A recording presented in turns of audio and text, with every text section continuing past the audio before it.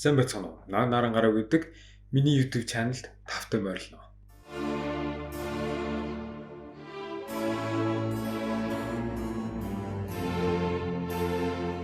Хэрвээ та хорвоог өөрчлөмөр байвал та ганцаараа өөрчилж чадахгүй.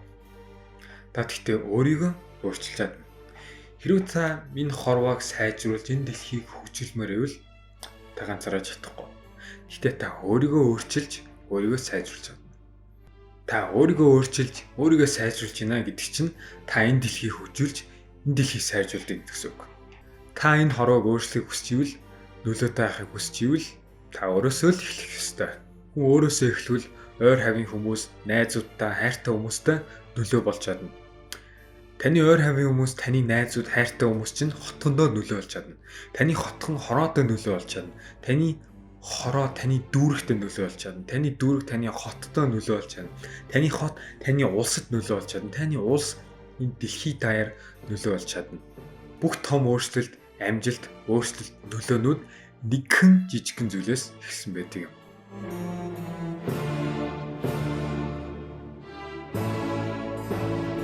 Би одоо танд нэг жоохон ихний жижигхэн хийсэн үйлдэл яаж энэ дэлхийн түүхийг өөрчилж чадсан талаар би танд үлгэр ярьж өгье.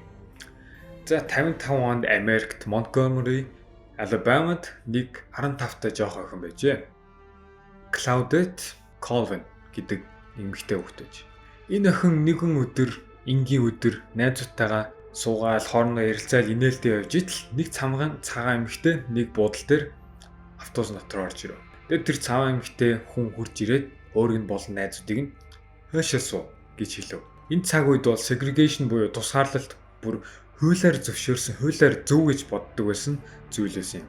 Тэгээ хуулийн дээр цагаан хүмүүсийг харуудаас илүүгээр цагааныг харуудаас илүү хэрэгтэй гэж үздэг байсан юм энэ үед.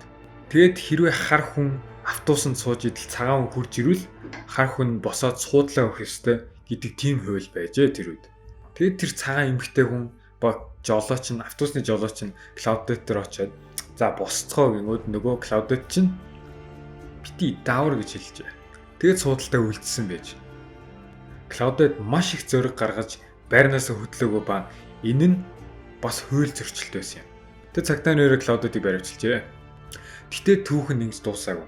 Түүхэн ингээл болоо биш. Claudette-ийг баривчилсны дараа Rosa Parks гэдэг нэг Монтгомеригийн boycott гэдэг зүйлсийн талаар маш их алдартай. Энэ охин 9 сарын дараа, яг Claudette-ийг барьсны дараа 9 сарын дараа Claudette-аас урам зориг авч яг адилхан зүйлийг тавцсан юм. Автобусны доктор нэг эмэгтэйчлөө эрэгтэйчлөө цагаан хүн ирээд босс гэсэн чинь Rosa Parks бас ялгаагүй. Бити даавар гэж хэлсэн юм. Тэр Rosa Parks бас өөрөө барьжлаа. Тэрнээс хойш Claudette өөрийн тийм том үйлдэл гэж бодлохгүйгээр маш их тэмцэлтэй үйл явдал, хуулийн ажиллагааг өөрийн эхлүүлж чадсан бөгөөд 64 онд бусдын тусламжтайгаар Америкт бүх тусгаарлалтын хуулийг тэр доор нь устгаж чаджээ. Ийм жоохон 15 та охин, ийм жоохон жижигхэн хийсэн үйлд нь Америкт арьс өнгө ялгарлтыг маш их багасгаж чадсан, хуулийг, түүхийг бүрэн өөрчилж чадсан ийм жоохон үйлдэл байхад бол та ямар ч жижиг юмс, ямар ч том юм хийсэн юу ч яахад нөлөөлж чадахгүй гэж. Та өөрийгөө тиймэрхүү жижиг сажиг юм хийлээ, юм өөрчлөгдөхгүй, юм болохгүй, ямар ч нэмэргүй гэж бодож иж магадгүй. Гэхдээ таны мэдлгүйгээр таны хийсэн, таны хэлсэн, таны тэр хийсэн жижиг сажиг зүйлсүүд чинь цаагаар зөндөө эффекттэй, цаагаар зөндөө үйл явдал болж идэг юм.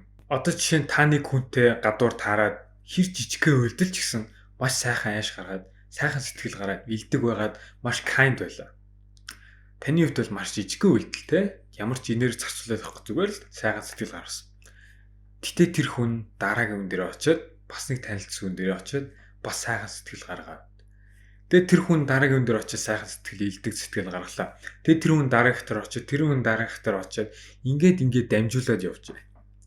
Тэгээд таны жижигхэн гэж бодсон юм жижигхэн сайхан сэтгэл гаргасан зүйл чинь маш олон хүмүүсийн өдрийг сайн өнгөрүүлж, маш олон хүмүүсийг баярлуулж, маш олон хүмүүсийг илүү сайхан сэтгэлтэй болгож чадж байгаа юм. Ийм жижигхэн өчөөхөн үйлдэл, ийм том юм маш хурдан өөрчилж чадна гэдэг бол таны үйлдэл, таны нөлөө, таны бодсноос хамаагүй хүчтэй юм.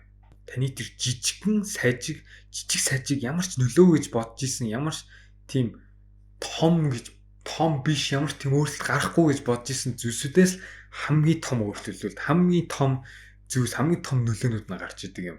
Та мэдчихэж магадгүй бах. Энэ хорвоо дээр хамгийн том зүйлсүүд, хамгийн том өөрчлөлт, хамгийн том нөлөө, хамгийн том компаниуд, хамгийн том улсууд бүгдээр маш жижигхэн ихсэн. Маш жижигхэн төвхтэй, маш жижигхэн өчөөхөн жижиг сайжиг бусдын хэрэггүй, бусдын нэмэргүй гэж бодсон зүйлүүдээс ихсэн. Facebook, Google, Apple, Amazon, UPS, Disney эдгээр бүгдээр маш жижигхэн ихсэн. Бусдуудын тоохоргүй жижигхэн эхлээд одоо бүр энэ дэлхийд идэх чинь бүр өдөрдөө явж байна. Ийм жижигхэн зүйлсүүд энэ дэлхийд маш том өөрчлөлт гаргаж ийн гэдэг бол эдгээр нь маш том жишээнүүд нь юм. Тийм болохоор та энэ хорвоод энэ дэлхийд энэ ертөнцид маш их өөрчлөлт гаргая, нөлөө үзүүлье, маш сайн юм хийж бусдын амьдралыг сайжруулъя гэж бодж ивэл та жижиг сайжиг зүйлүүдээр нахаа. Та том бүрийн том ерөнхийлөгч болоод дэлхийн хаан болно гэх тийм том зүйлсээр анхаарах биш, жижиг сайжиг. Тэр хүмүүсийн анзаардаггүй жижиг сайжиг зүйлсүүдээр анхаарч тэднийг нь өөрчилж, тэднийг нөлөөлж иж та жигтээсээ энэ дэлхийг өөрчилж чадах юм. Та ганцаараа энэ дэлхийг шууд тэг өөрчилж чадахгүй ч гэсэн та өөрөө тэр өөрчлөлтөнд байж чадна. Та өөрөө тэр өөрчлөлтөнд байнгут бусад ойр хавийн хүмүүс ч тэр өөрчлөлтөнд болж эхэлнэ. Тэгээд тэр ойр хавийн хүмүүс нь тэр өөрчлөлтөнд болж эхэлнэ. Тэгээд ингээд дамжаад тэр чинь ингээ хотоороо дарахаа, улсаараа дарахаа, дэлхийд даяараа дарахж болох юм.